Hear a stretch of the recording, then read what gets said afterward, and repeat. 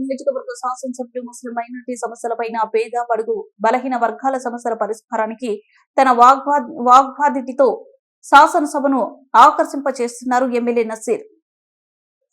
ఎమ్మెల్యేగా విజయం సాధించిన నసీర్ అహ్మద్ శాసనసభ సమావేశాలు తూర్పు నియోజకవర్గంలో నెలకొన్న ముఖ్యమైన సమస్యలతో పాటు ముస్లిం మైనారిటీలకు ఎంతో పవిత్రంగా భావించే హజ్ యాత్ర మరియు స్థానిక సమస్యలను సభ దృష్టికి తీసుకురావడంలో సఫలీకృతమయ్యారు. వరుసగా తన వాగ్దాటితో సమస్యలను తీసుకుని వస్తూ ముఖ్యమంత్రి చంద్రబాబు నాయుడు దృష్టిలో అసెంబ్లీలో పార్టీకి వన్నె తీసుకొచ్చే నాయకుడిగా పేరొందారని చెప్పవచ్చు. ఈ సందర్భంగా తూర్పు నియోజకవర్గ ప్రజలు మొహమ్మద్ నసీర్ అహ్మద్ ని అభినందనలతో ముంచెత్తుతున్నారు. ముస్లిం మైనారిటీల సమస్యలను శాసనసభలో తీసుకొచ్చి ఏకైక నాయకుడిగా మొహమ్మద్ నసీర్ భవిష్యత్తులో రాష్ట్ర ప్రజల హృదయాల్లో సుస్థిర స్థానం పొందుతారని చెప్పవచ్చు. ప్రభుత్వం ప్రోత్సహించాల్సినటువంటి అవసరం ఉంది.